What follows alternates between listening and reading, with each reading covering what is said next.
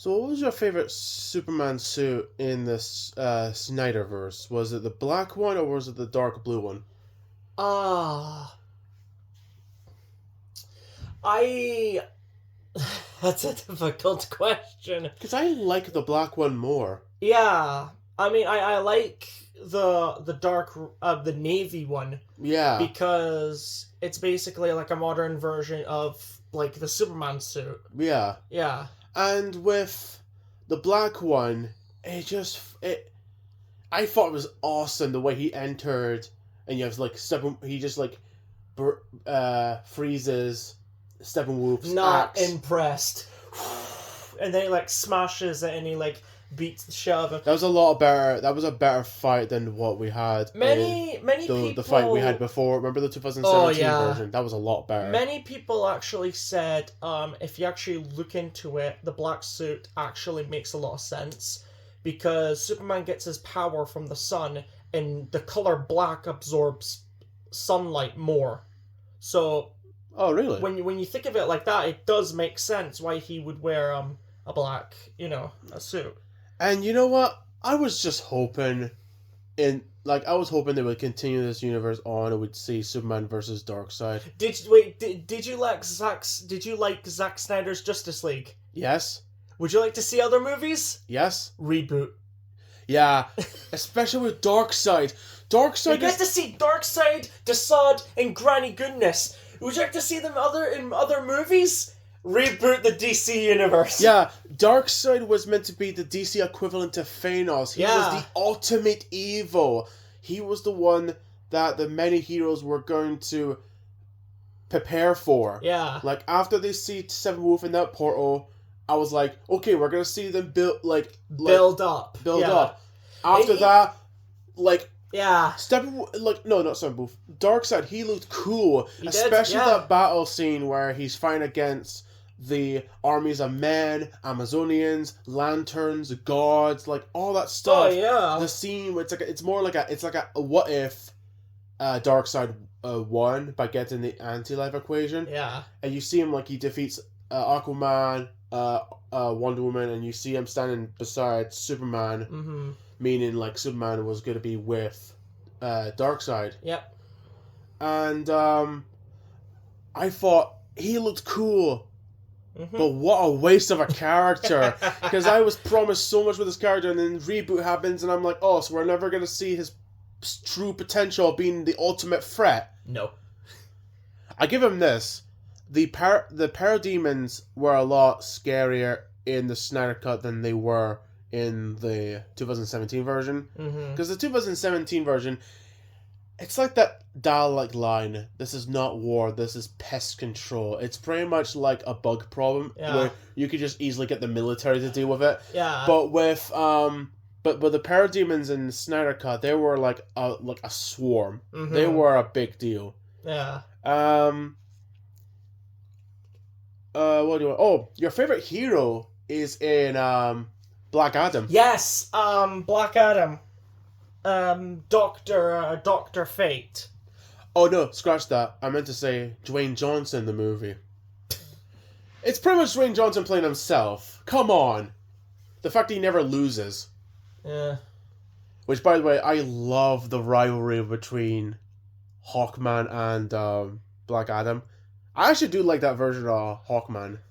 I do. I love it how their fight takes place in the city, but I do love it how there's another fight that takes place in the kid's bedroom. Because they have different points of how to deal with things. Like, one prefers, like, murder. The other one just doesn't want to murder people. And I love it how Dr. Fate is like, I'm not getting involved, I'm just going to sit down and chill. Which, by the way... No. You have to oblige by our rules. And then Dr. Fate's just like, I've dealt with him hundreds of times, I know where this is going. You guys just, okay, and the Dr. Fate just sits on the chair, and then he's just like, what are you doing? No below the belt. Ding, ding, ding. Which, by the way, they got a perfect actor to play Dr. Fate. Oh, not only does he make James Bond. Yeah, not only is he a Pierce Brosnan, that was a great casting not choice. only is he a good Dr. Fate, he is a great, what's the guy called again? Kent Nelson. Yeah, that's it. Yeah. I was thinking of it too. If I have to say a few problems, I would say the villain is one of those last minute villains, and it's just a CGI monster that has no personality. Mm-hmm. Another problem I have with the movie is I thought the kid was bland. The kid, he was alright at first, but then when more scenes of him showed up, I was like, you are such a bland kid. He gets easily kidnapped by the bad guys, and there's a scene where the bad guys have this army raised, and he's meant to tell people, the villagers, to rise up and fight against the evil. The speech that he says, oh my god. You know that scene from The Room where Tommy Wiseau's character says, I like a bunch of red roses, please? Imagine that, but in a DC movie. Oh no. Yeah, I know, it's terrible. And the funniest thing is that when the mother sees his kids, he's, like, right behind him is the villagers with, like, weapons, like, useless weapons. Like, one's got, like, a pipe, and it's One's like, got a pitchfork and a torch. you guys are going to die. Whatever this kid said, you are wasted. You guys are going to die, and it's this kid's fault. Hundreds and hundreds of villagers dead because of a kid. Yeah. Put on that in the news. Put that on your resume. Yeah. But no, like, and then there's a scene in Black Adam where he comes to life after so long of being exiled. Yeah. And the way he takes out the soldiers reminded me of the Quicksilver scene from Days of Future Past, where it's like slow motion and you just see like all the details. You just see like the details of like how the soldiers are gonna get axed off, and it's so satisfying. Mm-hmm. What else have we seen from DC Universe? Oh, Gotham. Oh yeah, Gotham. We've only seen 3 series of Gotham, and for the most part, like, I like what they did with the characters. The Bruce Wayne is great. Yeah. Alfred, badass. I love it how it's I genuinely like the show because it's explaining like what oh god, Wesley, think. I like how it explains what Bruce Wayne went through, like his childhood, and even that scene. I forgot what season it is, but like even as a kid, he still had to run his father's business. Yeah. And like Jesus, that was. I think his company were run by the Cult of Owls. I remember. I remember those guys. It was like It's the Court of Owls. It's basically like an organization. It's basically like the Illuminati. It's like an underground secret organization that controls the government. Yeah, you know what I mean? Like corrupt government. Yeah. Penguin's great. Penguin's really good. The guy that Riddler is so good. Riddler's good as well. Even characters like Fish Mooney, I like. Fish Mooney's a badass. Yeah. I love the guy who turns it into Summon and Grundy later on in the show. Yeah. I love Commissioner Gordon and his partner Harvey Bullock. Yeah. Yeah. I love their chemistry. Mm-hmm. Victor Zsasz, the best Victor Zsasz. That's the Victor Zsasz I wish Birds of Prey had. You want to kill him? No, make him a sandwich. Yes, kill him. Just making sure. Yeah, and that scene where he's just like, I love your dress. Thank you. I made it myself. The guy who turns into Azrael. Yeah, he had an assistant who's Tiger. Yeah. Who falls in love with the guy who becomes Summon and Grundy. Yeah. Oh my god. Was it Jeremiah or was it Jerome? Oh yeah. Because there's twins. Yes.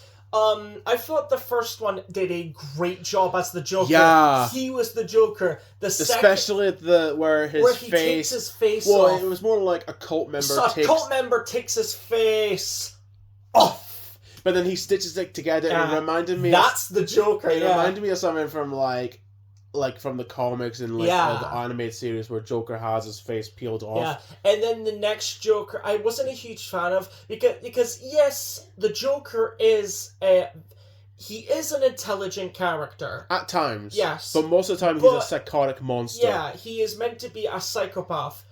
When I mean he's intelligent, I mean he's capable of doing all these things. The next Joker is more calm and calculated. Kind of like Admiral Thrawn, which I was gonna say isn't really a Joker thing. I love what they did with Mad Hatter. Oh yeah. Scarecrow's great.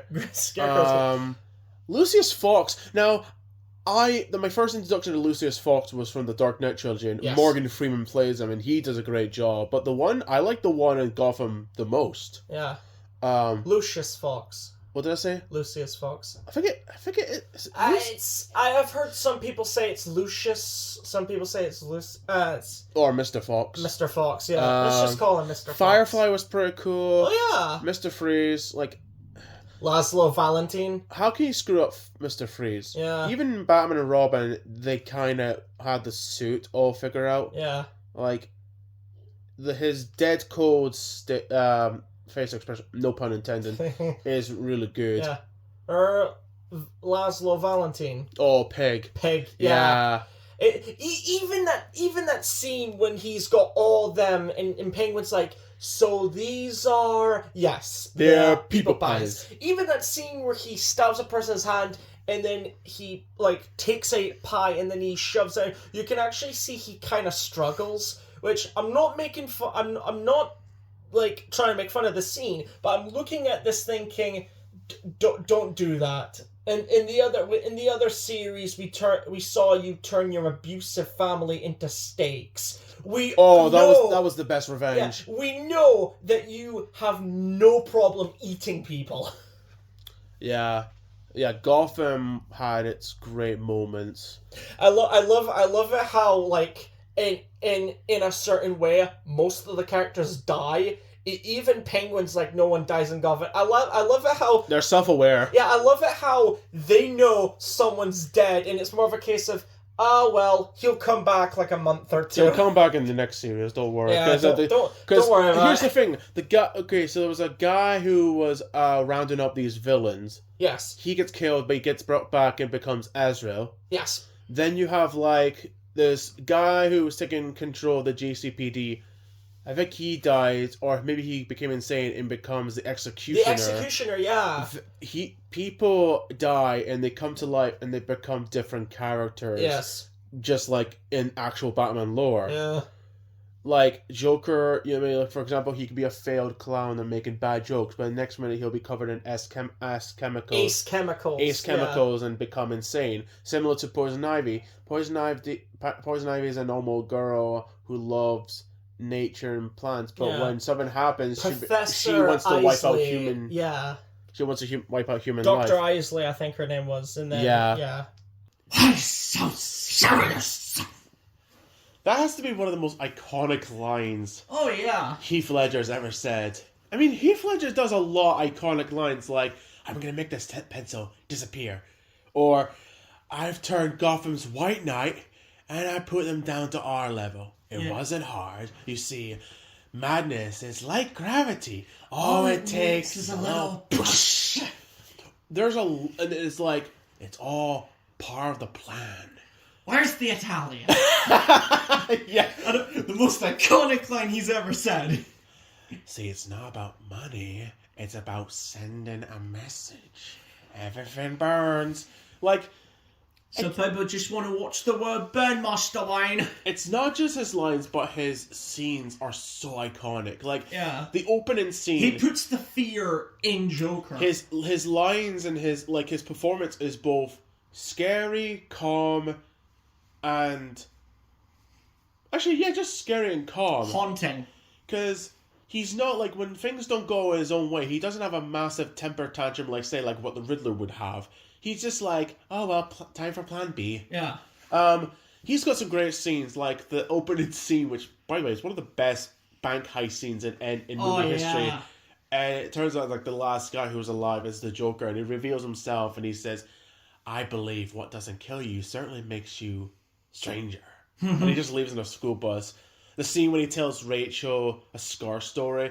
I think... Oh, that's haunting. I think the woman that played Rachel She had no idea what was happening. She didn't know what he was going to look like as Joker, so this is probably her first time seeing it, and she was terrified. Yeah, and that scene where he grabs her and like does the scar story, that she didn't know that was about to happen, so she was kind of scared. One of the most iconic scenes is a scene that was actually a mistake. So the hospital scene. Yeah. So Joker detonates a hospital where Harvey Dent is, and he comes outside, and the entire building is blowing up, and then it stops, and then the Joker turns around and he's like, "Where's the explosion? Where's the kaboom? There's supposed to be an earth-shattering kaboom!" And he's like, "This is not working," and it blows up, and then he just leaves. Shit! And he just leaves. That scene was So I bet they had to just had that one. It was one scene. They can't undo it. So no. They can't undilly-dilly. They can't do it again. They have to have one take, and that's it. One all, yeah. And the fact that it was actually a mistake and they just went with it, it actually fits the Joker character well in both the comics and the animated series. It's such an iconic scene. Lego Batman did a gag on it. Yeah. When it was like showing the audience like the different things that like vote for Joker and he'll do this. There's a scene where he tries to blow up a building and he looks at the camera like, what the hell's about to happen? And he just like presses it again and he's just like, oh shit, blow it up, let's go. Yeah, like the fact that it was a mistake and they just like, you know what, let's just go with it. Because it actually fits with the Joker character. Because I'm sure that happened before in like what you mentioned in the comics and the animated series. And it's not just Joker in the Dark Knight trilogy that has a great performance, but Two-Face and Bane. Oh, yeah. Two-Face is a tragic character, not just in the Dark Knight, but in comic and animated shows in general. Mm-hmm. Two-Face is a tragic character. Would you argue it's a bit like Jekyll and Hyde, or what would you compare it to? It is a bit like Jekyll and Hyde. Two-Face always has the same coin, like up to the point that I can't remember which. He does talk to himself. Yeah, not only that, but I can't remember which game it is. I think it was the last Arkham game. Which one was that one called? There is a bit in Arkham City where he does talk to himself when he's about to kill Catwoman. Not only that, there'll be like dialogue that says Two-Face when he talks like this. And then Harvey Dent, which is like a normal. Dent when he talks normal. But this Two-Face, so he's meant to be like vote. He's meant to be like the mayor. Yeah, he's meant to be like vote for me, and I'll put like the crime. I'll take care of all the crime, and I'll bring peace back to Gotham. I'll make sure no one has to be afraid to like walk the streets at night. That kind of thing. But for mayor. The cops are corrupt. Yes. His girlfriend dies. Yes. Half of his face gets burned. Yes. And the scene in the hospital where he finds out his coin, like half of his coin is damaged. He screams, but you don't hear the scream. You just hear this haunting music. That's a sign of the birth of Two-Face. Yeah. And he's got some iconic scenes, like the scene when he pretty much kidnapped Commissioner Gordon's wife and child, and he's just basically he's gonna kill them. Mm-hmm. There's a scene in the hospital where that scene in the hospital where Commissioner Gordon's talking to him, and it's just like, okay, what's this gonna look like? And then he turns, and I'm like, oh god, that effect still looks good to this day, which is a real shame. Why didn't the one from Batman Forever look like that? I don't know. Like, what's his name? The guy who played Two-Face in Batman Forever. Oh yeah, K from Men in Black. K from Men in Black. Yeah. Not James L. Jones. The actor who played Two-Face in Batman Forever. He looked okay and he was silly, but I was like, he was pretty much terrible. The first time you see him, that's Two-Face, but then he's like, "Duda, clueless," and I'm like, okay, now you're just fumbling. And throughout the movie, he's just a terrible Riddler. I mean, a Two-Face. He's a great Riddler, but a bad Two-Face. Anyway, if order for you to you know what I mean? If you're playing a character, you need to know what the essence of that character is. Two-Face isn't like a goofy, silly character. He's meant to be a tragic character. Yeah. And that's what The Dark Knight did that well. It's a tragic character that's he becomes crazy. Yeah, that's one thing. He's meant to be like, if not only an ordinary man, if a good man turns bad. Yeah.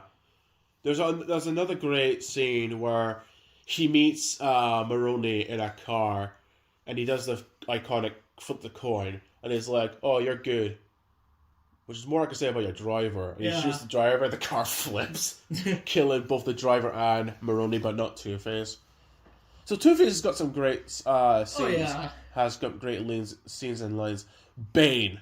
Holy Christ. I didn't like my role because I had to beat up my childhood. Yeah, Tom Hardy did not like the fact that he had to beat up his childhood hero Batman. But the thing is, Tom Hardy's Bane is smart, terrifying, and badass. Yeah. His terrifying moments is when he snaps people's necks. Yeah. Okay, so I forgot the character's name, but there's a character played by Director Krennic from Rogue One.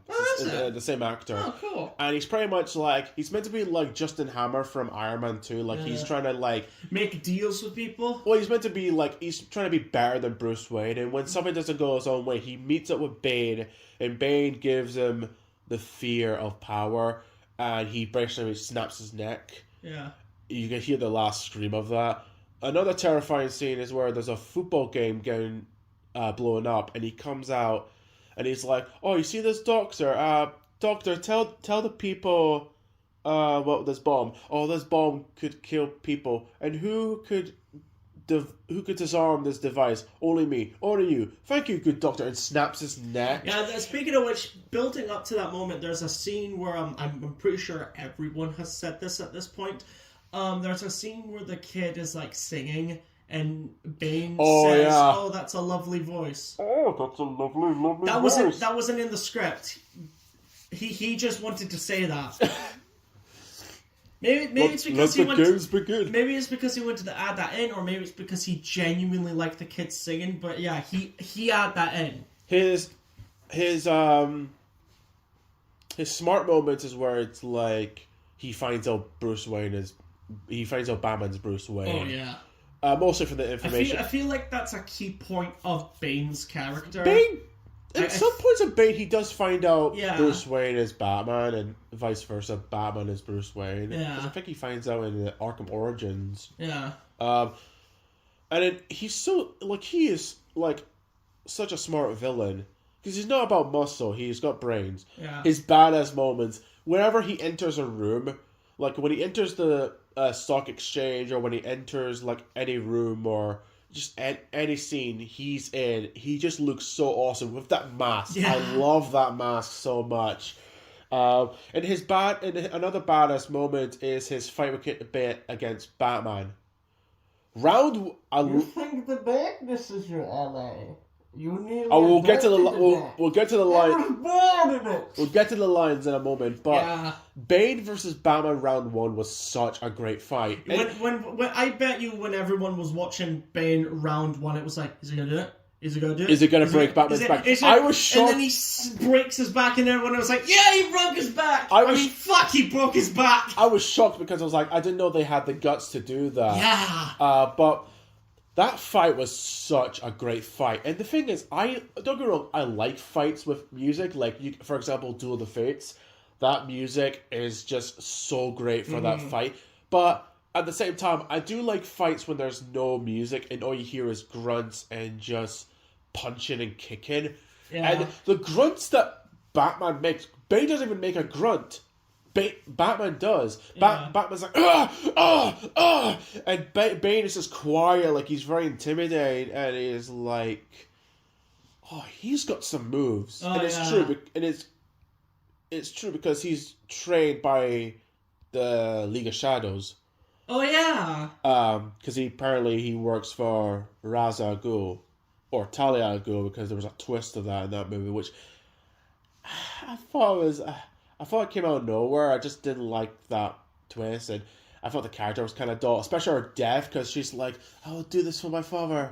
Yeah, it's just like it's like she stabs Batman, and Batman's looking at her, and she tells the story, and then I it's just like, can I get back to his story? Fuck off! Anyway, Bane. Remember like that? Remember in Ice Age? It's like Sid trying to pretend he's died. That's what it reminded me when I saw that in cinemas. But going back to Bane, Bane's got some great lines like yeah. that, like we mentioned with the lovely, lovely voice, or the fire rises, or yes, I was wondering why break first, and then just break Batman's back. Or there's a line that he says like, I was wondering, he's probably wondering why I so Superman before throwing him off of a plane. It doesn't matter who we are. What matters is our plan. Well, If I take that mask off, would you die? It'll be extremely painful. You're a big guy. For you. He's got some great lines. Like, and this is the proof that Batman's Rogues Gallery is more popular and better. Got better stories than Batman. I would say I absolutely. When it comes to DC, yes, I absolutely love a goofy costume. I absolutely love Dr. Fate. But if I have to put my hands up and just admit something, I would have to say Batman has the best villains of anyone in DC. Yeah, some have tragic backstories, others are just pure insane. Yeah, some are just pure evil, some are tragic, and the best part is, if you actually look very closely, they're meant to be representations of the dark side of Bruce Wayne and Batman. There is bits of snippets here and there. Yeah. So I just thought I wanted to talk about the Dark Knight trilogy of villains, mostly the three big ones. Yeah. Joker, Two-Face, and Bane. We've seen two versions of the Watchmen. The extended version and the other version. Yeah.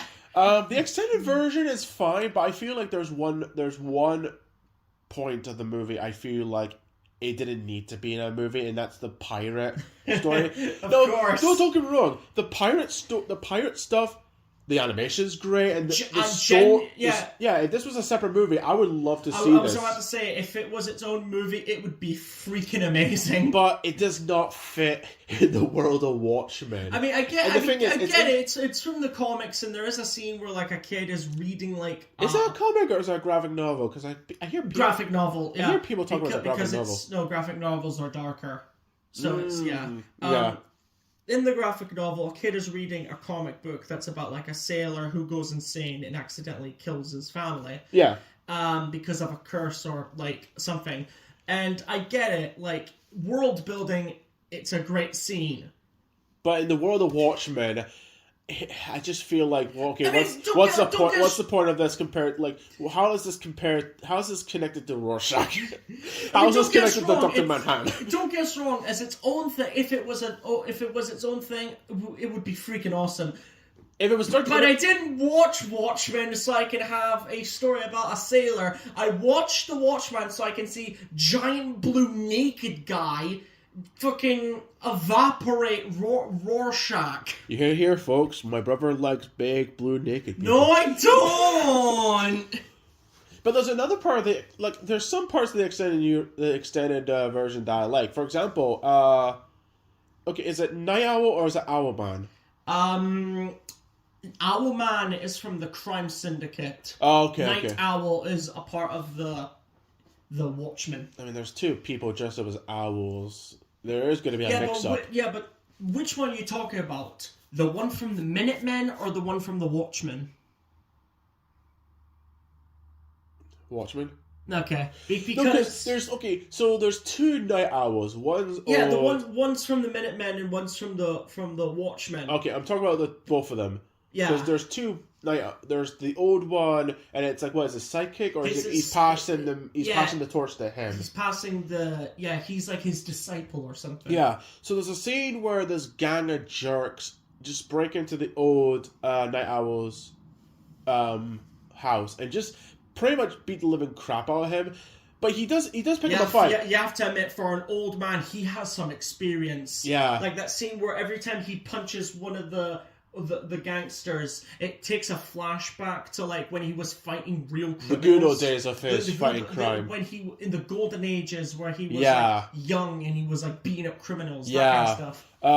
But then at the end of the day, he had to die, which is what I thought was a real shame, because I thought the extended edition version showed more relationship of both of them. Yeah, I thought they had a great relationship. Because you do see like a father and son kind of of like with Batman and Robin. Yeah. Except Robin is wearing the cowl, the cape, and the gadgets, and Batman is wearing the tight spandex. It's a weird thing.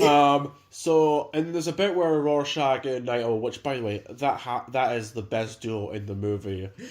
One thing I absolutely love is, like, Night Owl is friends with, like, the Silk Spectre, and they kind of have a thing, but because of what she stands for and because what her mother did, Rorschach calls her a whore. And then Night Owl says, you know what, how dare you say that? You just go along and you leech off of people. And then he turns back to his Archimedes, and then he turns back again and says, "No, I'm sorry for shouting. There's no need for that." And I'm like, I fucking love these two. I do love their chemistry. I do love it how, like, the Batman guy, his whole gimmick is not killing people. And, Rorschach Rorschach's whole gimmick is that he used to be like not killing, but because of the whole how the world works, he became a lot less caring and started, like, breaking people's fingers. So hold that thought. I'll get to that, because that's going to lead up to what I'm about to say. Because Rorschach and Night Owl Night Owl turns and finds one of the gang members that beat up the old Night Owl. He goes insane, beats the living crap out. Rorschach, out of anyone, the person that burnt a guy's face with a deep-fried fryer, basically hunted down a guy who fed a girl to the dogs to the point that he killed the 2 dogs, and he killed a midget and 2 of his henchmen in a prison cell. Okay, the midget went down in the bathroom, but he killed a lot of people. He killed people. Yeah. The fact that he's the one that calms him down. He's the one that says to Night Owl, "Come on, not right now. We need to go." I love that. Yeah. I love that in stories where you have, like, one person whose their whole gimmick is no killing, and they've got a friend whose gimmick is, like, killing, and there's, like, a scene where the good guy gets mad, and the one who kills has to calm him down. It kind of tells you, like, their relationship. You know what I mean? Yeah. Yeah. I thought the other characters were good. I like Dr. Manhattan. Dr. Manhattan, yeah. He was interesting to watch. It's weird how he's the only one with, like, powers. Even, like, a Superman. Yeah, because powers, most of them have gadgets. Mostly, like, Who's the guy that acts like Superman? Oh, Ozymandias. Yeah, does he not have... Is it just super strength he's got? He's just really... Well, in the comics they don't have any powers, but in the movies they kind of have powers. If he would have powers, it's mostly intelligence. Yeah. Dr. Manhattan, he's a pretty fun character to watch. Yeah. What's her name that you mentioned?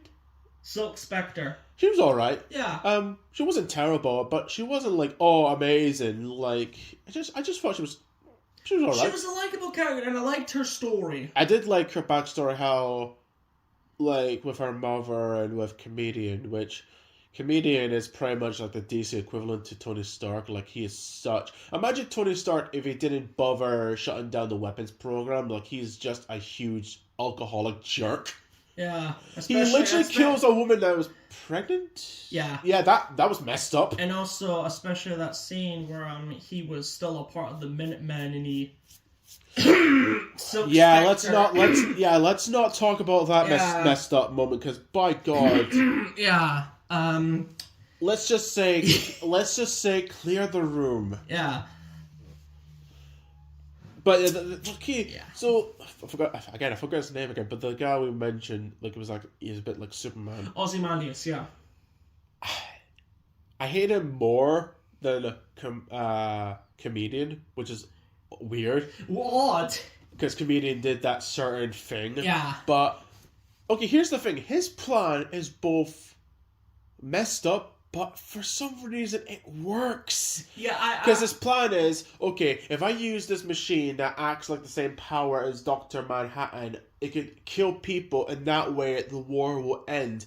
And then they'll draw their attention more to Dr. Manhattan rather than each other. And the thing is, it's such a messed up scene, because once again, it's another villain that has to kill people for the sake of peace and freedom. Yeah. But for some reason, it works, and it's such a messed up plan. The thing is, yes, like, don't kill me, but I am one of those people that would pick the comics over everything. That's You- key issues line right there. Comics over everything. And, Well, you and Dad always say, well, in the comics this happened, but in the movie this happened. I would have to say also, but I would have to say the movie. I mean, the movie version where they're trying to make Dr. Manhattan enemy number 1. I find that a lot more believable than what they did in the graphic great novel. telepathic whisper squid. You know what I mean? They cut that in the movie. Giant. Which for some reason they cut that, but they didn't cut the pirate story. Oh, wished you. Could you imagine, like, they added that squid scene at the end of the movie, and it's just that scene from the Lego movies, like, we're from planet this, and we're come to destroy you. Oh no, cut to credits. Oh, for fuck's sake, with this shit again. I do love the very, very long intro. That's a catchy song. Oh yeah, where they're playing "The Times Are Changing." Yeah, that's a really good song, and that scene is so long. It is a long intro, but at the same time, it's very dark. Yeah. Because it makes the end credits of The Incredibles feel short, because that credits was so long. Yeah. So yeah, I do prefer the shorter version, but if I had to, if there was one thing I would add in that version, I would say add more stuff, like what the extended edition did with the 2 Owlmans. The like, Night Owls, Put that in Yeah. the version that came out in cinemas. Yeah.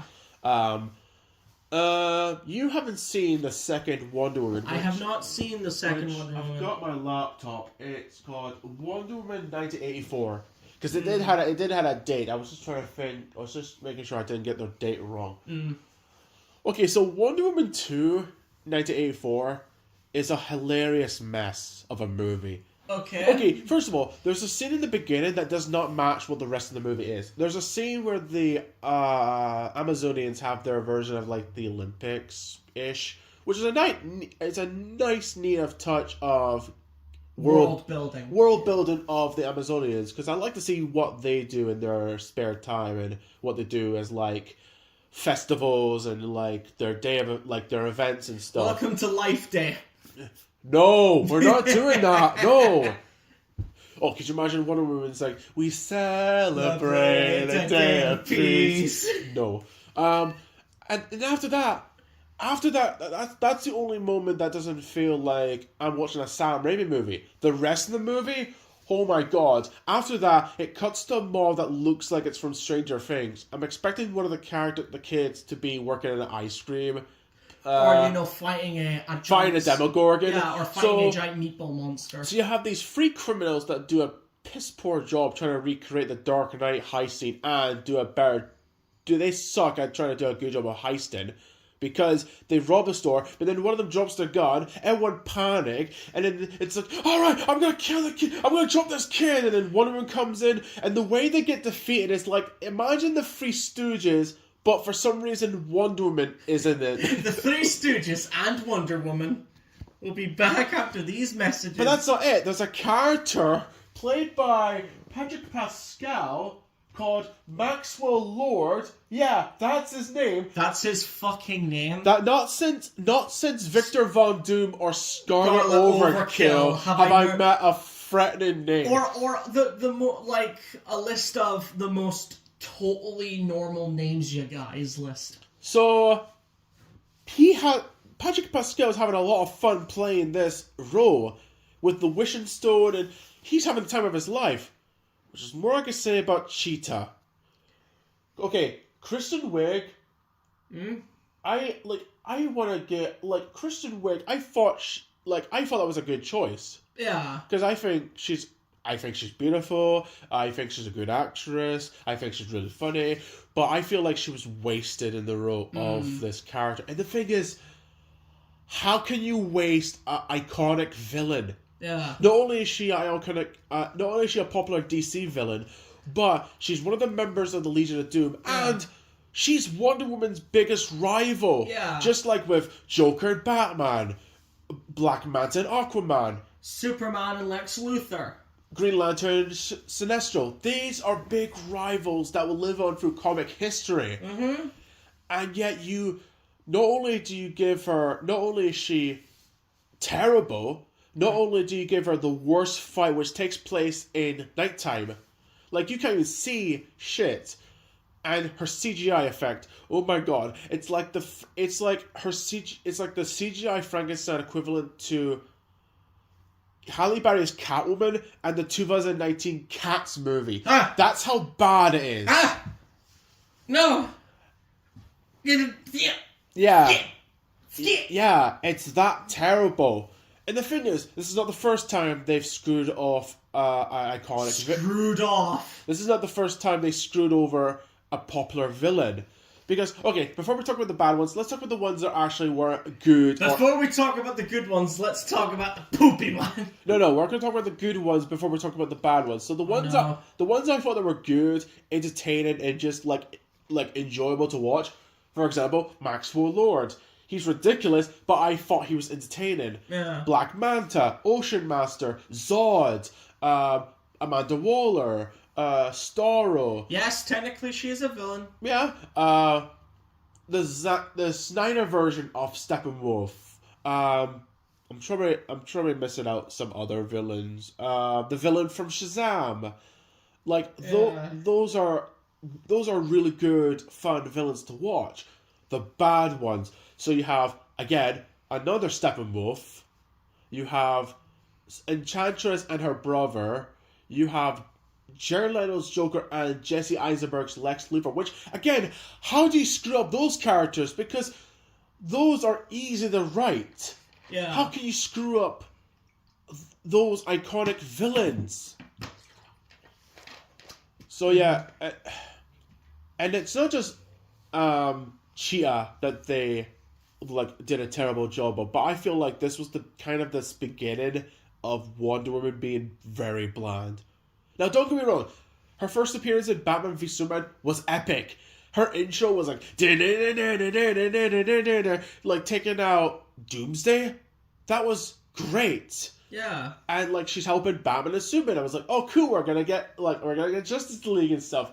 And then her own movie, I thought she was really good. The Wonder Woman movie is good. She's got the fact that I love that kind of fish out of water story where a person who's from this world explores another world, and she's so curious, what are these dresses? Can I go in this room with my short sword and shield and all that stuff, and all that kind of stuff, and that's great. I love that kind of story. But then you get to Joss Whedon's Justice League and her second movie, where Gal Gadot is becoming very bland to the point that every time you see her, you're every time you see her, she not only is she blind, but there's no point of having her. Mm.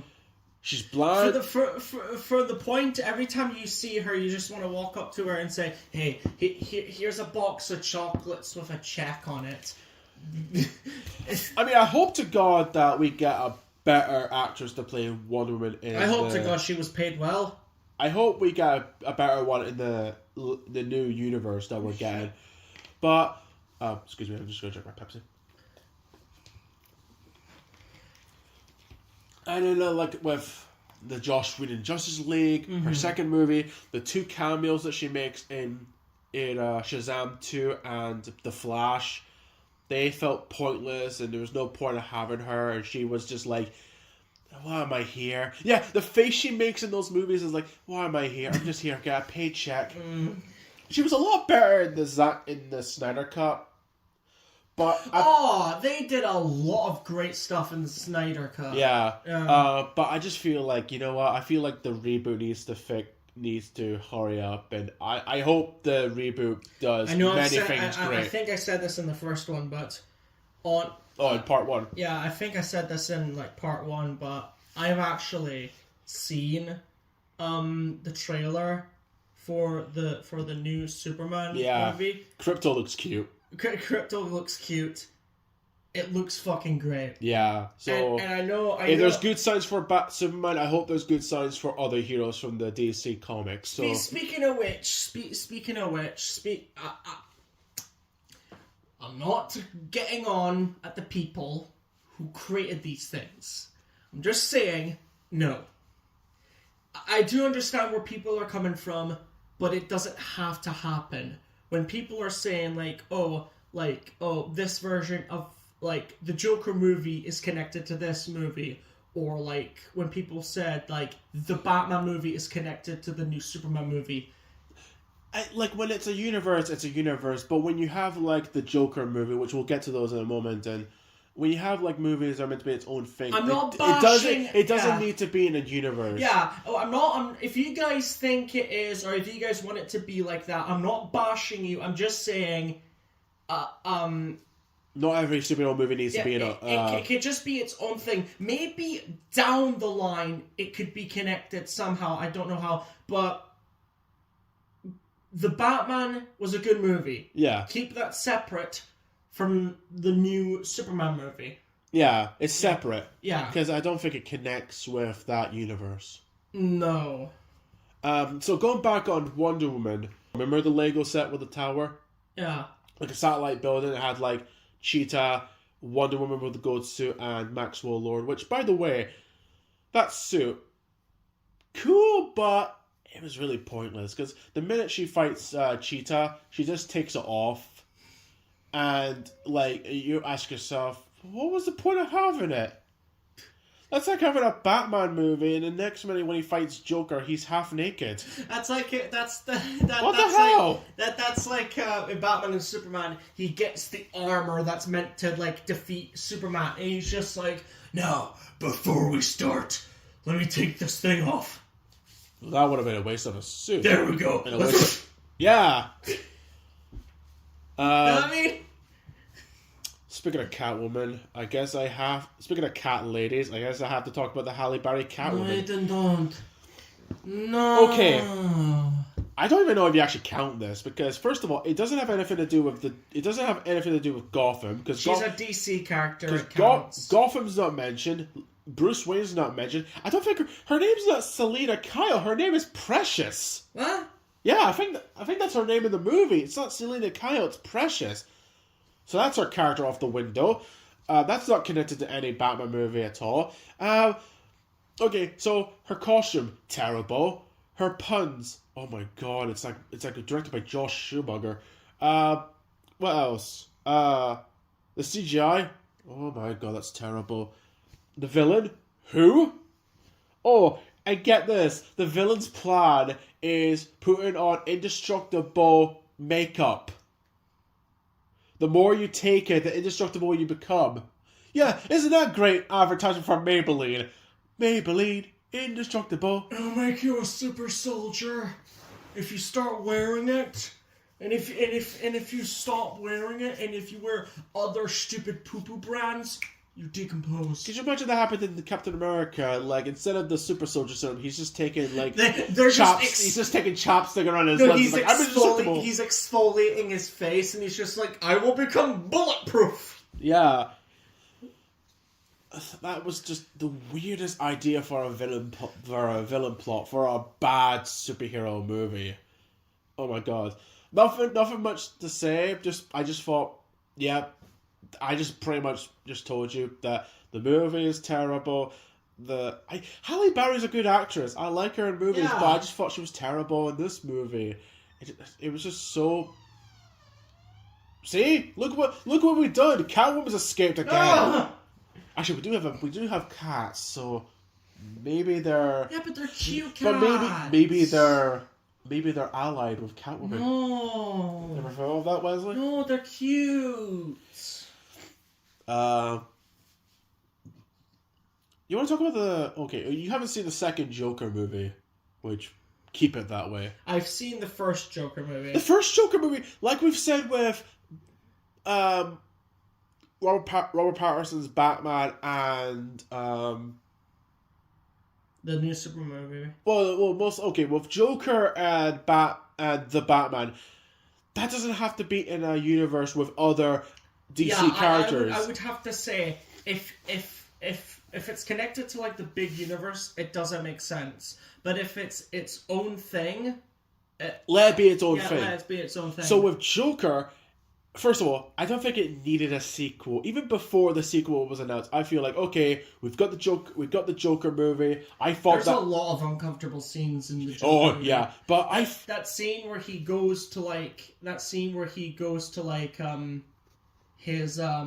his girlfriend's like apartment, and it's revealed that she wasn't his girlfriend, she was just in his head. Yeah, that was a good twist. Yeah, that other scene where he kills his friends and he lets his dwarf friend. Oh yeah, he stabs a guy in the eye, and then his smaller friend just like, I'll let you go, and just leaves. Even that scene where he's doing stand-up comedy, I literally left to go to the bathroom, and I'm so glad I did that because I hate scenes like that. It's uncomfortable. I hate uncomfortable scenes. And if you want to talk uncomfortable scenes, when he's in the talk show. Yes!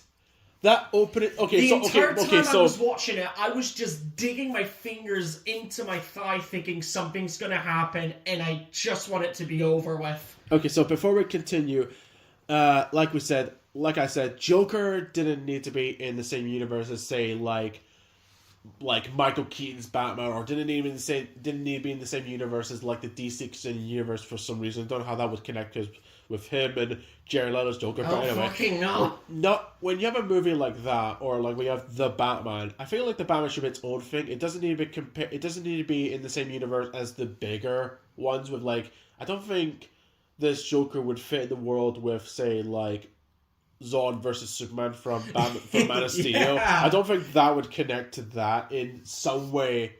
Yeah.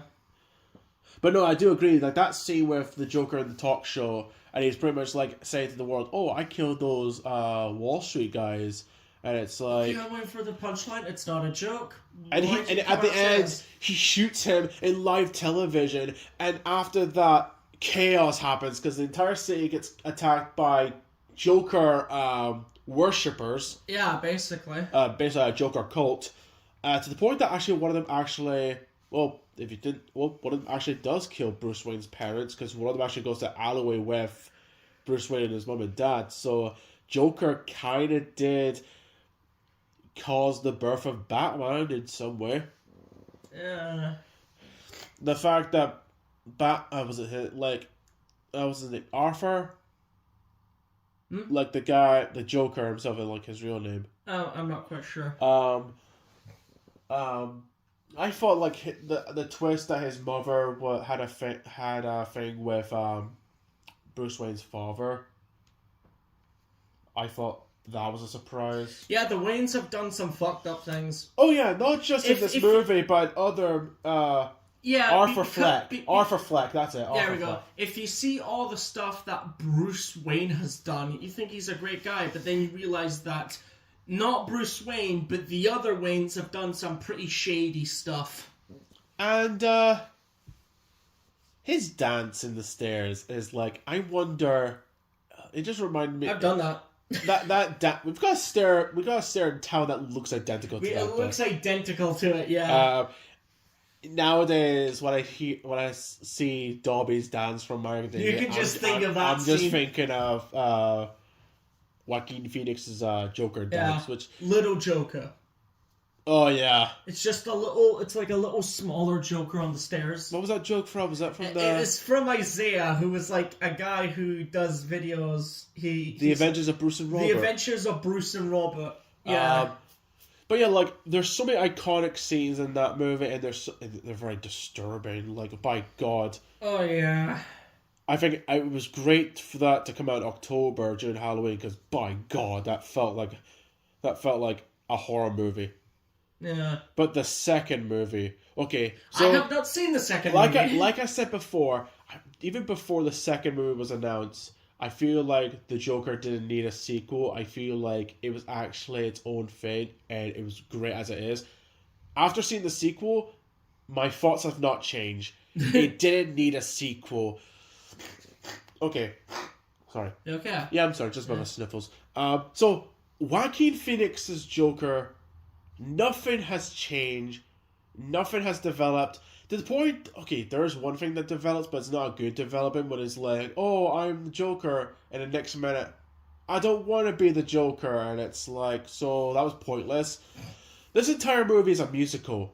And I'm okay with musicals. I like musicals. Like, we've seen a Joker musical that goes well, because if you play the Arkham games, Mark Hamill's performance as Joker when he's singing is so great. Yeah, and I've heard Joker sing in other DC media. Absolutely.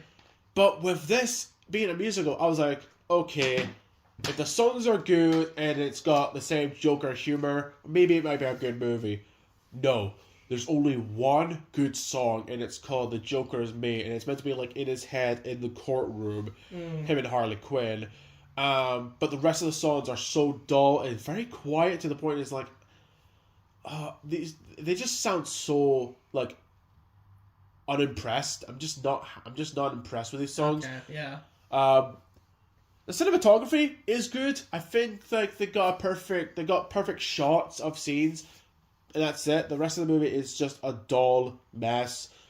Lady Gaga's Harley Quinn. Okay, when I first heard this, I was like, that's a good choice. That's a really good choice. To the point that I actually could imagine Lady Gaga wearing a Harley Quinn costume and say, like, her new album cover or her new song. Like, I can imagine Lady Gaga as Harley Quinn. Yes.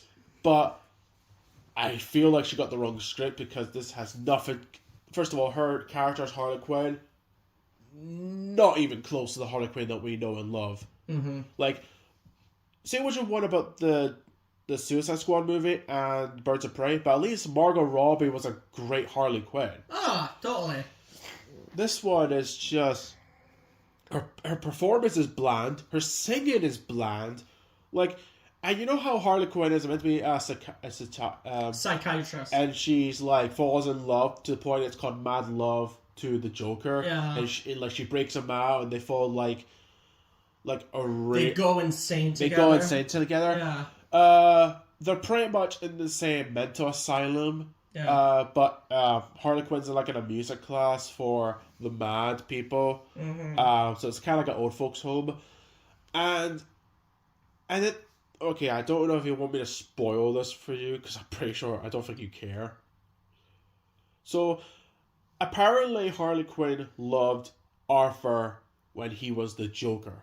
Uh-huh. But when, in court, when he says that I've got mental illness, the Joker is inside my head, and I don't want to be the Joker anymore, Harley Quinn meets him on top of this, like, walks off the court. He finds her on top of the same stair that he danced in the first movie, and Harley Quinn's like, I used to fall in love with you, but now I don't. You're not the man I once loved. And I don't know if she did or she didn't, but I think she phoned the police and arrested Arthur. Mm-hmm. And me in the cinema, I was like, this is not what Harley Quinn would do in this scenario. Like, Harley Quinn... The real Harley Quinn I know... Harley Quinn has this sick obsession with Joker to the point that when Harley Quinn gets beat up by Joker, Harley Quinn... She still falls in love with the Joker, and it becomes like a messed up love. This never happens in the second movie. Yeah. It just doesn't, and it's like, you know what? What was the point of it? The story itself is pointless. Okay. And it does nothing. It does nothing to make the Joker character interesting, or it does nothing new to like make him interested. Mm-hmm. And it just mostly recap of stuff we've already seen from the first movie, and it's really pointless. So, okay. Let's I need to think of something positive. I need to think of something positive. Think of guinea pigs. We need to think positively. Okay, get that negative energy out of you, so throw a shoot I need to think of something positive. Under the Red Hood? Okay. Under the Red Hood might be my favourite Batman animated movie of all time.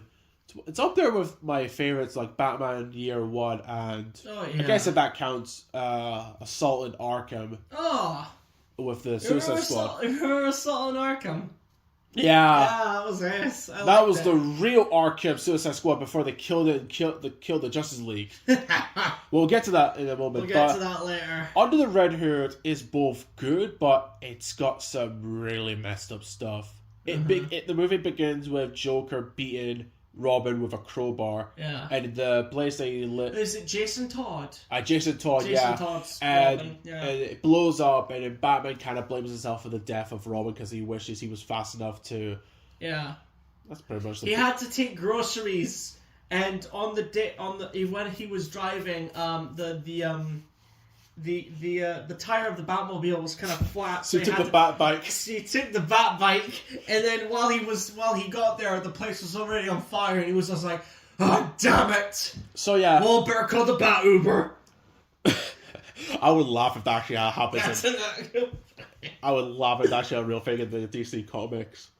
But no, not just that, but there's a scene where Red Hood just throws her back, and it's got removable heads of criminals that Red Hood has pretty much killed, and it's pretty much like a warning. He's pretty much like, if you don't follow my orders, you will become these men, and they pretty much try to them and Red Hood try to just make Black Mask unhappy, afraid. Which, by the way, that version of Black Mask is so probably my favorite, probably my second favorite outside of Ewan McGregor's Black Mask. This guy dead, and when I mean dead, I mean seriously dead, broken, beaten. His head, man, my war kind of dead. That is such a great line. That is Black Mask. And the thing is, nothing goes his own way. There's a delivery in the docks of this super weapon. That gets destroyed. He's mad. And then he sends out a bunch of assassins to take out Red Hood. Which, by the way, these assassins look pretty cool. Yeah. They get killed off. He's mad. To the point it's he beats up his men for no reason. Yeah. He's talking to his assistant, who's a woman that has just tells him everything, mostly bad news, and he's punching his henchmen, and they're just standing doing nothing. They're just getting. I don't get paid enough for this. There's a point in the movie where this new guy comes in, and it's whatever you do not look at his face, and the guy, Black Mask, looks at the new guy, and the new guy sees him and is like, "Hey, you new guy, you're new here, right? But a little bit of advice: if you look at me one more time," and he looks at him one more time, he just punches him in the gut. Yeah. This Black Mask is so funny. It's so entertaining. And then when he gets more mad, he's like, you know what, I have to do something I don't want to do. And he goes to Arkham and break out the Joker. Hi! And then which by the snort, Jesus. Hi! And it's just can I have a glass of water? Here you go. Kills one of his guys. Oh my god, can something go my way? And then the Joker's like, I need some guys. Not these guys, because they're pretty much dead. Yeah. I need some clothes and a new gun and some guys. Not these guys, because they're dead. I love that version of the Joker. He is a great Joker. I love plays that. him? The guy. Oh, the guy plays Bender from Jake the dog. Yeah. Jake the dog and Bender for Futurama. I love it. He's really good as the Joker. I love the scene when Batman meets him and he says, "The Red Hood, what do you know about him?" And then the Joker's like, "The fact he's got poor taste. Back in my day when I wore it, the good old days." Because he's just back in my day. Because he was the Red Hood. Because there's been some universes where, 1 minute you see Joker's a failed clown and he becomes insane. 1 minute he'll just cut his own mouth and become insane, like in The Dark Knight. Or in other facts, he's a crime lord. Or mostly the Red Hood. And it all involves chemicals or cutting. I think... I might be wrong if I am correctly, but I think the universe where he's failed clown and the universe where he becomes the Red Hood, I think that's the same. If I'm wrong, correct me, guys, but yeah, I think either that or they're different. I don't know. I love it when even I'm confused over the fucking lore that this guy has. I love it when you find out who's underneath the Red Hood. See what I did there? When you find out who is the Red Hood, you do see what the connection is between Batman and the Joker. I'm not gonna say who it is, but if you guys know the history of Red Hood, you'll know exactly who it is. And he's got a bit of a history with Batman and Joker, mostly on Joker. But when I love it when the Joker comes out of the closet. Let me rephrase that. When the Joker is like tied up and just like, you have to give the kid points back, he really made this shindig happen. So, who's got the camera? Oh, how about you take a picture of me? Then the two of us. Then when me and the crowbar, and it's like, oh, the ending is... I forgive you. Honestly, I forgive you for not saving me. But why the hell is he still alive? There's an ongoing war going on in the community. It's like, should Batman kill or should he not? Because if he kills Joker, then all this crazy stuff that Joker's done, like torturing Jason, crippled Barbara, torturing Commissioner Gordon, like all the bad stuff. No, that he shouldn't. All the bad stuff that Joker's done, should Batman kill him or... should Batman kill him or should he not? And the thing is... Batman's a better person than I am, because me, personally, I would have killed the Joker. But the reason why Batman doesn't kill... Because he doesn't want to end up like the criminals. Not only that, but people get angry when Superman kills. Yeah, with the snapping Zod's neck. But people still want Batman to kill. To the point that Zack Snyder says, this is a Batman that kills, and people do not like it. But here's the thing, people do not complain when Michael Keaton Batman kills people, because Michael Keaton Batman has killed criminals, and he killed the Joker. And I'm like, because Ben Affleck's Batman is brutal. His Batmobile kills a lot of people. He kills a lot of people in that abandoned warehouse in Batman v Superman. Yeah. There's a guy that gets hit in the box, and you see a splat of blood in Impact, and I'm like, well, he's a casualty of crime fighting. Don't worry about it. He'll walk it off. Batman, his brain matter's everywhere. Shut up, it's fine. But yeah, we've seen Assault on Arkham. Like I said, that's the better Suicide Squad movie based on the Arkham games, better than Justice League killed the. Suicide Squad killed the Justice League. Justice League killed the Squad of Justice. Anyway, I'm mumbling words over here. I thought that was a really good movie, and the reason why I say it's connected to the Arkham games is because the Arkham villains show up. I was about to say, isn't it? I'm pretty sure it's connected. Arkham Bane, okay, first of all, it's Arkham Origins Joker, but it's Arkham Asylum, Scarecrow, Bane, Poison Ivy. Don't think Riddler. Think too much about it. It's fine. So that was a lot of fun to see those villains in this animated movie, especially Killer Frost and King Shark. Yeah, they were great. Killer Shark. I love King Shark's like metal jaw. Yeah, I also like it how King Shark and Killer Frost kind of like they like each other. Almost to the point where, when they're trying to defuse the bombs, and then King Shark dies, you can tell that Killer Frost was affected by that. You can tell that she didn't like that. I love the first introduction of Harley Quinn. It's just when she's watching Looney Tunes and she bites a girl's. She bites a woman's ear off. Yeah.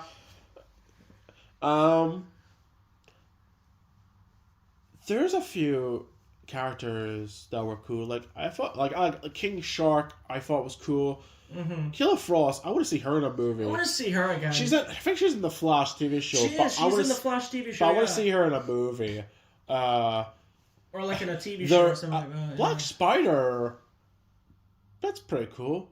Huh? The Black Spider. There's a character called the Black. Oh yeah, it's like a Spider-Man guy for like DC. Yeah. Yeah, like a Spider Assassin dude. Yeah. That was there's this cool twist where it's like it revealed that the Black Spider that's been with Suicide Squad, it's actually Batman. And then Joker finds the head of the other Black Spider, and then Joker's like, oh, Denzel, what have they done to you? And he just starts laughing. Oh, speaking of Joker, there's a funny scene when Harley Quinn pretends to be arrested by Deadshot, who's disguised as one of the security guards. And it's about where she bumps into Joker, who's in a cell. And it's like the guards leave to make sure the Joker, make sure there's no argument. And one of the guards says, maybe she'll kill him. No, like, maybe Harley Quinn will kill the Joker. Just out of nowhere, he's like, maybe she kill him. Maybe she kill. The other guards leave, and there's just the one guard just standing, like, looking at this entire situation. Yeah, it's that scene where she like puts the gun through the hole and tries to shoot him, and the bullet just deflects off the walls. Yeah. And then the guard's looking at it thinking, "Fuck, shit." Ah, damn it. So that was a fun movie. It was really fun. Yeah, I liked it. Batman Year One is pretty much similar to the Batman with Robert Pattinson, how it's meant to be his beginning of fighting crime, and it's mostly like crime lords, like I think it's like Falcone and Maroni. I think it's one of them. Yeah. Because Year One, I would imagine it would have been like crime lords, and then when it gets when Batman's becoming more known as Fear, that's when you have like villains like a Penguin, Joker. I feel like that's how it should have went. Like that, Gotham was run by crime lords, and when Batman took care of them, that's when the more like Riddler, Mr. Freeze. That's when those guys started running amok.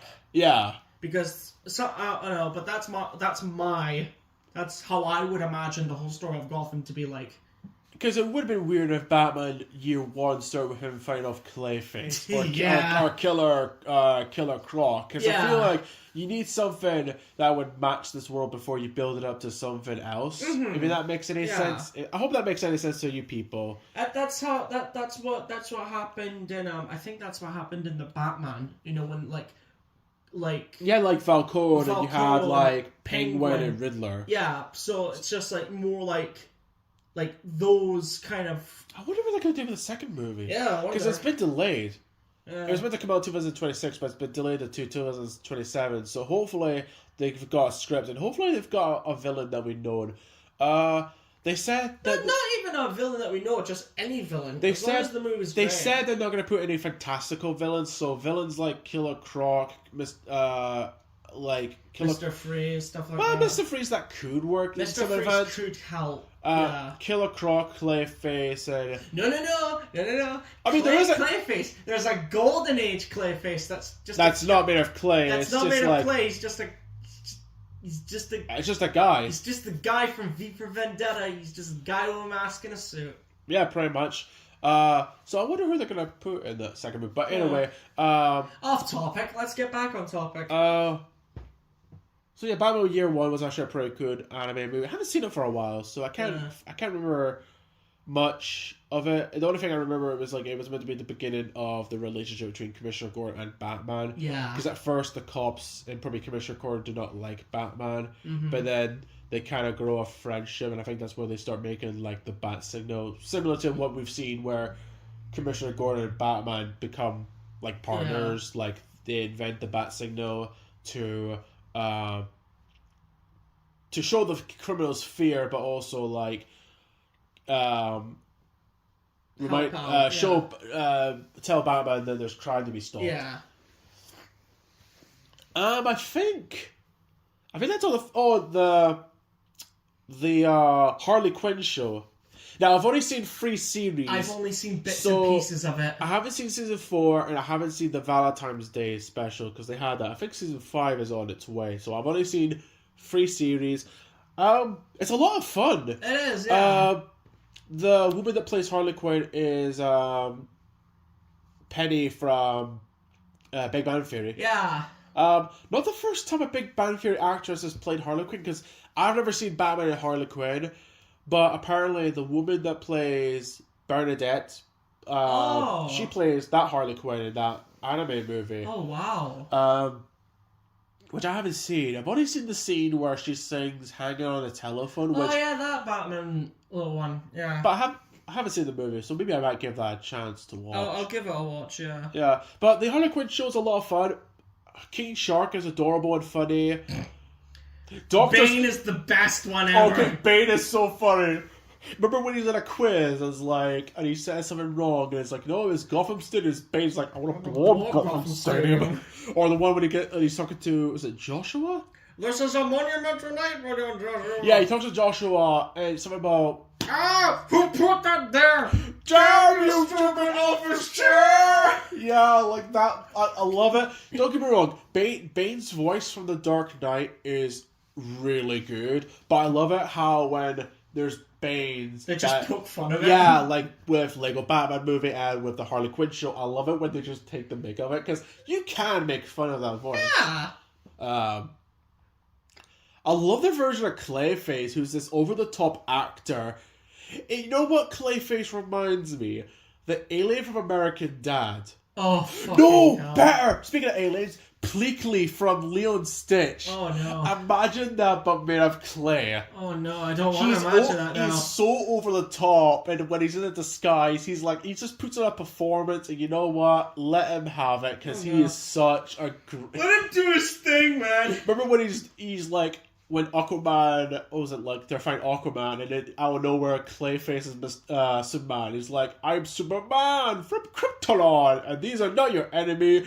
And then Aquaman just realizes you're not Superman. It just Not my finest, not my finest work. not my finest work. Hey, fish stick, why you go back to the ocean? And Bates like, Also known as the F's toilet. boo! Also, no ocean jokes. That's political because we're killing the comedy. Dr. Psycho needs to be in a live-action movie, Oh, God. and I've got just the perfect actor. Oh. Peter Dinklage. Fuck. It'll remind me of his villain from Underdog.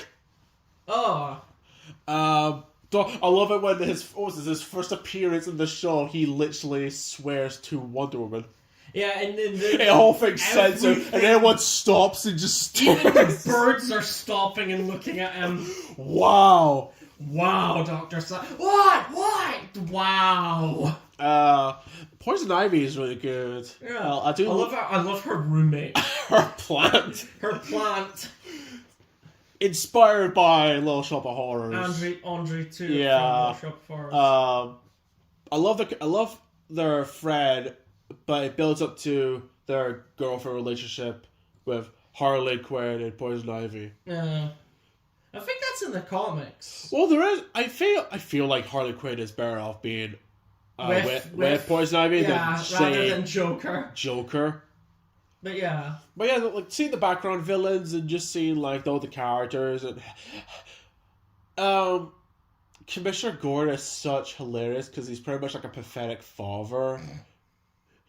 Oh no, he's just I just want to give him like a hug, but he's funny, but at the same time he's just real pathetic. He's pretty much like a bum. Like a homeless person in a police I've been drinking coffee for 5 months and hasn't changed my mood at all. I think that's pretty much it for the stuff we've seen. Do you want to talk about like the other merchandising? Let's talk about the memorabilia. Where the real movie of the money is made. Where the real movie of the money. The real money from the movie is made. Fucking hell. We're really tired. I haven't slept. We've got a DC book. Yes, we do. That has all. I forgot to take it down, but it's pretty much got characters that I want to see in the movies. Like, oh yeah. I want to see how they would do Plastic Man. Mm-hmm. But you need a really good actor to play him. There's a character called Animal Man who's pretty much like he's a hero with blonde hair, and he talks to land animals, similar to Aquaman. How Aquaman's a hero that has blonde hair and he talks to sea creatures. Yeah. You know what I would see in a movie? Spectre. Oh, Spectre, yeah. Spectre. There's a character called Doctor Stranger. Doctor Stranger. No, Phantom Stranger. Phantom Stranger. I've heard we're getting a Booster Gold. Booster Gold, yeah. I think it's a show or a movie. Yeah. We're definitely getting a Booster Gold something. A Booster Gold something. Reading that book, because it's mostly your book, but going through the pages and finding out these characters, I'm like, you know what? I want to see movies of these. There's an image of Reverse Flash, and I'm like, that's odd, because it's because, by the way, it's not who you think it is, but it's an image of Reverse Flash who's like black and red, and he's like throwing crystals or like lightning bolts or something. Yeah. It's not Black Flash, if anyone's wondering. It's not the zombie guy. It's Reverse Flash, but I think it's from like a different universe, or like a modernization. I'm always used to Reverse Flash being all yellow, but there is a Reverse Flash where it's like in the Flash TV show. It looks like it's dark green, but mixed with yellow, and I was it's dark green, and then it goes up, and then it becomes like yellow. I think it was a good idea having him blur. Yeah, him vibrate all the time. I think that works for him. Yeah, and seeing my first time watching Legends of Tomorrow and seeing Reverse Flash, and I'm like, nope. I'm going back to that one because it's a different actor, isn't it? Yeah, I do like I think it is Legends of Tomorrow, or like the modernization of the Flash. I do get it. It is like a comic accurate suit, but I prefer the dirty, like dark green and yellow suit. Yeah, I see. Just like when it comes to the TV show of the Flash, I love like the dark red suit for Flash. I see. That is a good suit. We've had a few Funko Pops. Like you've got 2 Dr. Fates. Yeah. Love Dr. Fate. One from the comic and one from the Black Adam movie. Yeah. You got a Desaad. Yeah. From the Snyder Cut. From the Snyder Cut, yeah. Polka Dot Man from Suicide Squad. King Shark.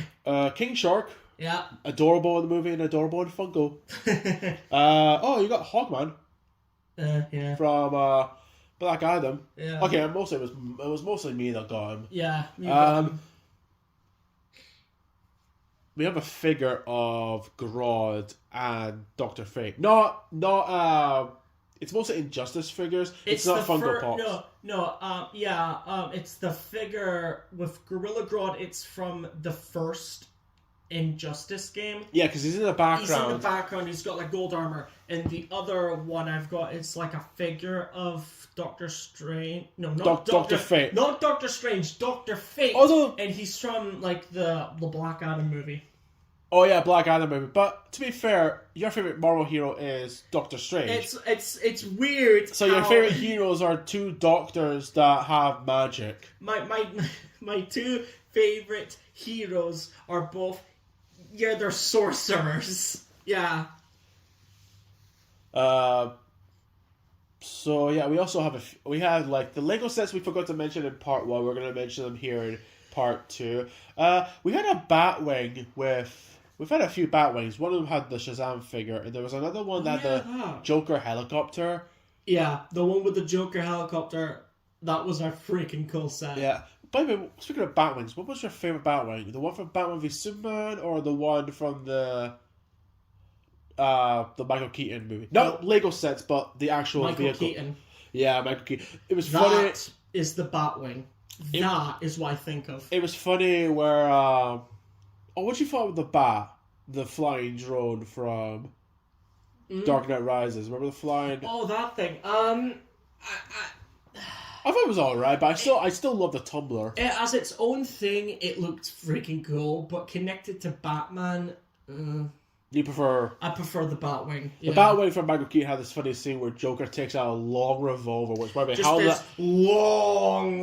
did that hit out of his pockets? Don't ask questions. And he shoots it down, and just like, you know what? I'm watching a Batman movie. This is what I expect from the Joker. We had 2 sets from Man of Steel. Yeah. One was the escape pod with Superman, Zod with the armor, and Lois Lane. Yeah. Which, by the way, Lois Lane in that universe was just dull. Mm. She was dull in Man of Steel. She was really annoying in Batman v Superman. And the 2 Justice League, she was there. She poked her head out and then she just poked it back down again. I'm in the movie, and no, you're not. Did we mention the Green Lantern set? We had like a Green Lantern set. With the Sinestro. We forgot to mention that it does come with the bat suit from Lego Batman because it was a space suit. We had a Superman versus Zod set, which by the way, that fight, that was great watching that in Man of Steel. Yeah. It was over the top, but by God, I was entertained with that fight scene in the scene, even though superheroes should never make their fights based on scenes when there's a civilian high count. Yeah, guys. Leave Godzilla to do that. Leave Godzilla or leave Cloverfield Monster to do all that damage. Unless we make Superman the size of a kaiju and then he destroys the city. Let's hope that never happens. We had a set we had another set from the Lego Batman movie. It was the Lego Catwoman bike. Oh yeah, like the buildable one. I think that was a lot better than what the other Lego Catwoman bike was. That was purple. Yeah. Let's see, what else did we got? Oh, we had a few Aquaman sets. There was one with Penguin's duck vehicle. There was one with Mr. Freeze with Aquaman. Mm-hmm.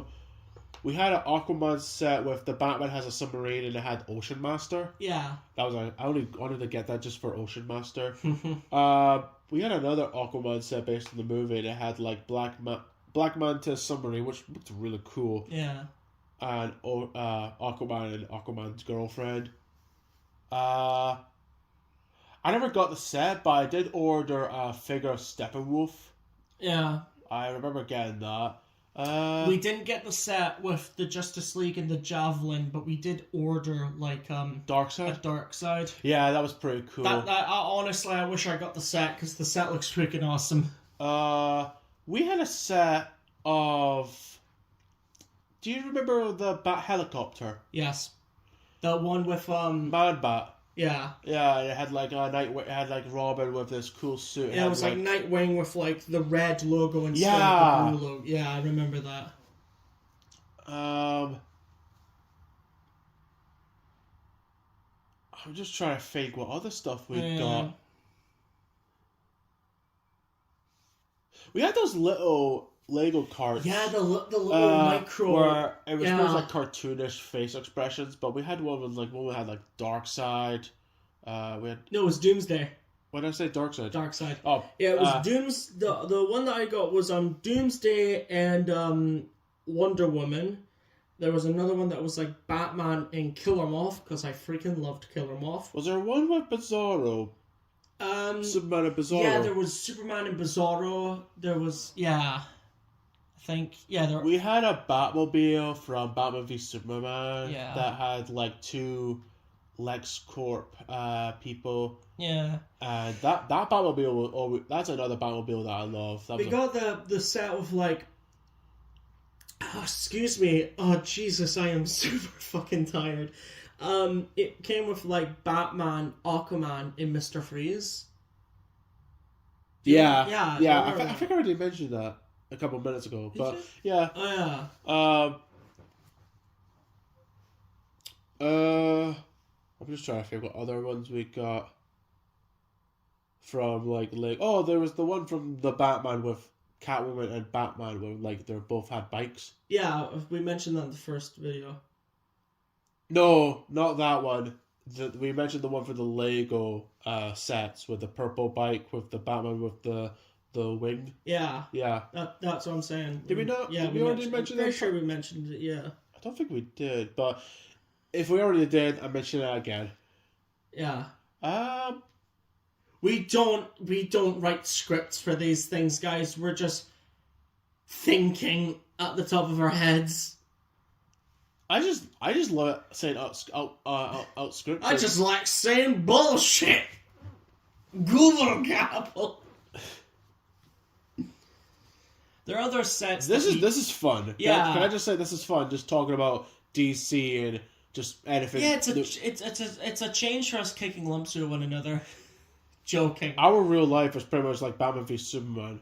You're Superman because you've got the hair for it. Fuck off. You got the little curl.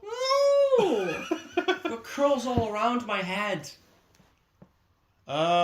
Just. Oh, was it the Killer Croc? Oh, we already mentioned that in the first video. Just looking at these, I just. We're like, going through the Lego images. Yeah, but there's so much sets that I wish I got. Yeah, me too. I wish. There was one set that I never got, but I thought it was weird how they made Ares look big and looks like Lord Garmadon from. Yeah. Looks like Lord Garmadon from. Is there a? The image is right here. Yeah, I remember that. The Ares looks freaking cool on that. See, why did you not make Ares look like that in the movie? Skull helmet in a pitch black face. That's awesome. I would have watched that instead of Monty Python with CGI armor. Let's see. What do you think we had more of? Do you think we had more Lego Marvel or Lego DC? Marvel. Yeah. Oh, do you remember those Bionicles? Do you remember it was like we never got any. But... I know, but it's just I just wanted to tell you. I remember looking at the back of like the Lego DC sets, and I remember some of them would have like a Bionicle version of Batman, the Joker, and Green Lantern. Do you remember that? Yeah. Yeah. They were weird, but at the same time they looked kind of cool. Oh wait, I made a mistake. So you remember when I said there was a Batman set with Aquaman and Penguin with a duck? Yeah. I made a mistake. It just has Penguin and Batman, but Penguin's got a duck like vehicle. You know, just over there. Yeah. Yeah. It also comes with like little penguins with little like, penguins. bombs. Which when the minute I saw that, I was like, we're gonna recreate the moments from the Lego game when they had penguins with just guns that just point at you. Oh, I freaking love the first Lego Batman game. Yeah. Such a great fucking game, honestly. We've had a few figures from Lego Dimensions, like with like Joker, Harley Quinn. Yeah. Superman. Raven from Teen Titans Go. I think that was it from Lego Dimensions. Yeah. Oh, so this is what you're talking about with the white suit. Yeah, with the white suit. Yeah, there's a white suit Batman with Mr. Freeze and Aquaman. That was pretty cool. Yeah. I freaking love those because it was like we watched, for everyone that knows, me and Aiden used to watch this guy called Forest Fire. Oh yeah, Forest Fire. Forest Fire did these Lego stop motion. Yeah, these little Lego Batman stop motion things. He still does videos, but he hasn't done like. Meanwhile, in the back end. Yeah, he hasn't done those for a long, long time. Yeah, he only occasionally does them. The minute you just said that brought back memories. And when we saw the videos, we were like, "Oh, I wanted to make our own version. We wanted to make our own version of this." And then the Lego Batman 2 sets came out. We were like, "Oh my god, we need to buy these things so we can make our own thing." Yeah, and then, it was. That was a lot of fun. And yeah, freaking awesome. Do you remember this channel from a channel? It was a channel called Just Some Random Guy, and it was Hi, I'm a Marvel, I'm a DC. Yeah, which was a parody of Hi, I'm a Mac and Hi, I'm a PC. And it was pretty much like you have a person who's from DC and a person from Marvel, and they mostly compare notes. So like, it's been years since he's done these because I think the last video was 2021. I think. Yeah. So it was mostly like, say, like 2009, you have a video of like the Wolverine from X-Men Origins Wolverine and like Watchmen, and they were like fighting like which movie was better. Like, oh, our movie has Rotten Tomato scores, and it's like, oh, mine had a good Rotten Tomato scores. It's like, oh, your movie sucked, and it's like, oh, really, your movie had this, that, and that. And it was just they were just fighting over movies and like comparing notes, and that lasted only until 2018. They made Spider-Man more depressed in that than he is in the actual movies. That's saying something. And it was announced that Superman was like, you know what, let's not do this anymore. Let's just like, you know what, Marvel, you win. Let's just enjoy Infinity War together. And that was it. And then after that, I don't want to go into much detail, but it was a great channel that I remember from the 2010 era. Yeah. And yeah. Is there anything you want to add? No, I think that's everything. I think that's talked about everything. Yeah. So yeah, this was part 2 of our memories from childhood to now of DC, the only things we've seen. As you notice, part 1 was 2 hours long, and we didn't want to make it too long, so we thought, you know what, let's make a part 2. Yeah. And yeah, almost forgot. Dad's got those big statues. Yeah. Because he's got one of Doomsday. It's not Doomsday, it's Devastator, which is like an alternate universe where it's Batman and Doomsday together. Alright. He's got 2 dark sides. Yeah. There's one that's like, it's like a double pack. It's like one with Darkseid and Wonder Woman. And there's like a parallel demon getting choked by the lasso of truth. Yeah. There's like a couple Batmans. There's like Golden Age Batman when it's like the blue. Yeah. There's the I think that's I think it's like, yeah, it's like Silver Age, Golden Age. It's the one with the blue. Yeah. That's what I said. Yeah. Blue, yeah. Yeah. Christian Bale. The Batman v Superman suit that you mentioned. The Batman armor. Yeah. Yeah, which that was really cool. Freaking awesome. That was really cool to see in the movie. He's got a little figure of Batman and Bane from the Arkham Asylum. Arkham Asylum game, yeah. What else? He's got Green Lantern. Yep. He's got Flash. Yep. He's got a big model of this Superman yeah. and the Arkham Knight Batman. Yeah. He's also got one of the Joker. 2 of them, actually. Actually, I think you've got 2 Joker models in your bedroom at Dad's. One's Heath Ledger and the one's got like a comic book kind of. Yeah. And he's got a bigger one that has like a revolver. And you can remove the head, and one of the head has actually got like a batarang shoved in his eye. Yeah. That was actually a creepy image. There's Oh, remember that statue that Dad's got? It was like a Batman and Killer Croc. Oh yeah, it's like a Batman using like a grappling hook, like a batarang rope with string attached to it, trying to like You might need something powerful to take him down because It's not even like a short snouted Killer Croc. It's like a Killer Croc with an actual long snout, like he's an actual crocodile. You know? Yeah. Yeah. He's got another one which looks fucking weird. He tried to explain it to me, and I looked at it and I'm like, that's not fucking Killer Croc. It's meant to be like a Killer Croc, but it's got like an Ace Chemicals a thing, like a barrel on his back, and he's got like a massive arm that has like a mouth on it. It's weird. It's a really weird I think Dad was talking out of his ass. I don't know what the fuck is happening. We had 2... I haven't seen that from any comic. We had 2 Funko Pops of Black Adam. No, Black Manta. Black Manta. There was the one for the first movie, and then we had the one with the second movie that had the trident.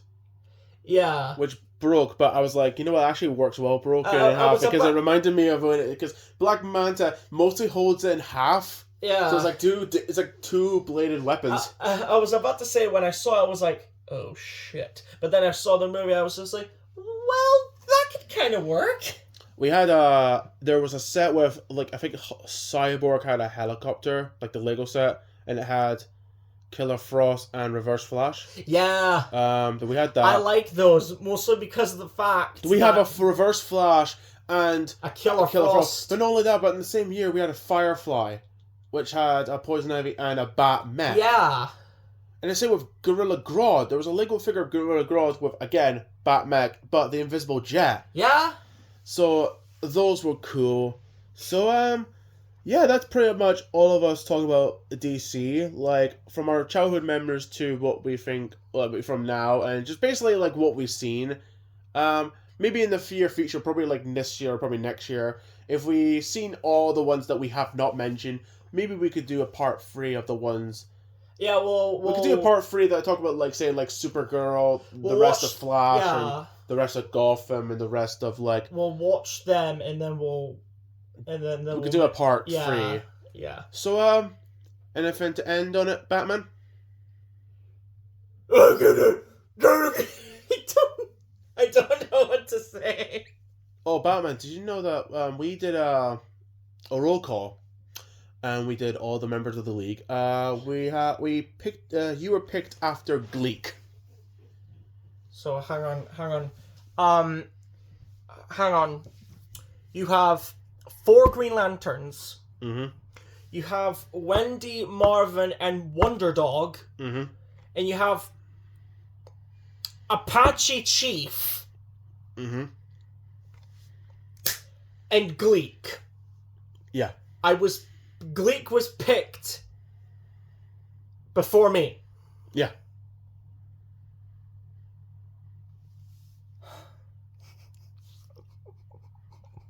The Justice League is falling apart.